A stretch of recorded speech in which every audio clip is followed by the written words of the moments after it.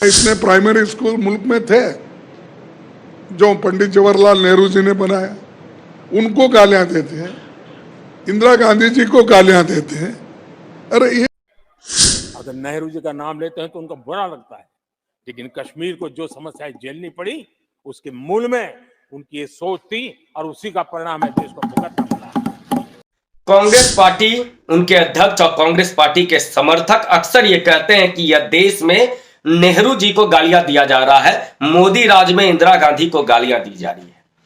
तो आज मैं कांग्रेस पार्टी का इतिहास आपके सामने खोलता हूं कि ये जो गालियां देने की परंपरा, यह जो अपने विरोधियों को अपमानित करने की परंपरा, अपने विरोधियों को सम्मान न देने की परंपरा इस देश ने किससे सीखी, कब से सीखी, और यह परंपरा जो एक राजनीति में नफरत की है, यह कब से इस देश में शुरू हुई है। मैं आज कांग्रेस का इतिहास खोलता हूं और इनसे पूछता हूं कि गालियां कब से दी जा रही है अपने विरोधियों को। इन्हें मोदी राज में ये लगता है कि अपने विरोधी नेहरू जी, इंदिरा जी, राजीव गांधी जी को गालियां दी जा रही है। तो मैं कांग्रेस का इतिहास आज खोल करके आपके सामने एक एक विषय रखूंगा। यदि आपके पास आप कांग्रेसी हैं तो इनका जवाब जरूर दीजिएगा।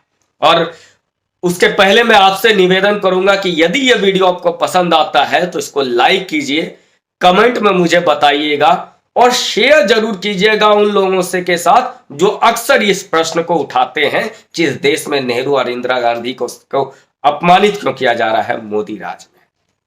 नमस्कार, मेरा नाम है अमित श्रीवास्तव और आप देख रहे हैं जनवाणी। कांग्रेस का इतिहास में बताऊं कि इन लोगों ने कब कब किस किस का सम्मान और किसका अपमान किया है। क्या आपने अपने ही नेहरू जी के मंत्रिमंडल के एक साथी श्यामा प्रसाद मुखर्जी के मृत्यु का सम्मान किया?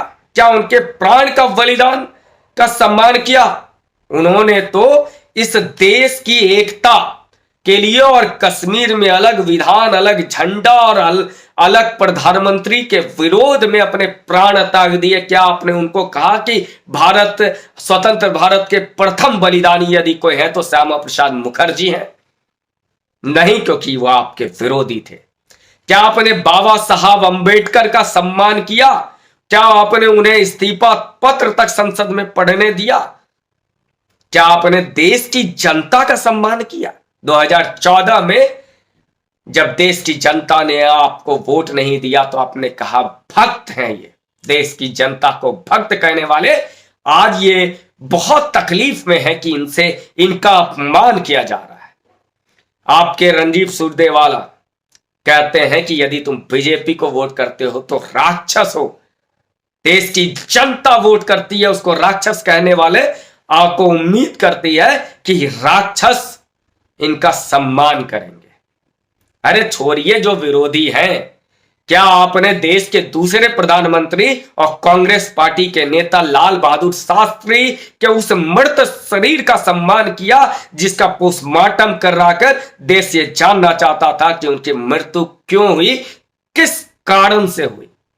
अरे लाल बहादुर शास्त्री के मृत शरीर का तो छोड़ो, जीते जी क्या आपने शास्त्री जी को उस भवन में रहने दिया जहां प्रधानमंत्री के रूप में नेहरू जी रह रहे थे? उस तीन मूर्ति भवन में जब प्रधानमंत्री नेहरू जी की मृत्यु के बाद शास्त्री जी प्रधानमंत्री बने और उस त्रिमूर्ति भवन में जब रहना चाहते थे तो फिर पत्र लिखा जाता था इंदिरा गांधी के हवाले से नेहरू जी की बहन के द्वारा, और यहां तक कि इंदिरा जी भी लिखती थी शास्त्री जी को कि नेहरू जी की बात कुछ और थी, आप तो छोटे मोटे आदमी, आपसे तो लोग भी नहीं मिलने आता है, उस मकान की तरफ मत देखिए। स्वयं को भारत रत्न देने वाले नेहरू जी, इंदिरा जी ने क्या सरदार पटेल को भारत रत्न देकर उनका सम्मान किया? क्या बाबा साहब अंबेडकर को भारत रत्न देकर के आपने सम्मान किया?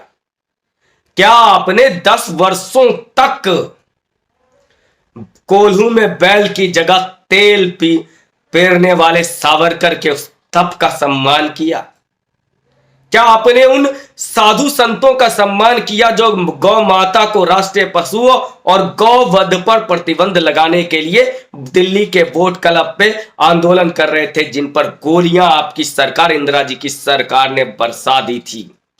क्या आपने हमारे आराध्य प्रभु श्री राम का सम्मान किया? उन्हें काल्पनिक आपकी सरकार, यूपीए की सरकार ने बताई थी। क्या आपने इस देश की भावना का, इस संस्कृति का सम्मान किया? क्या आपने आदिवासियों का सम्मान किया?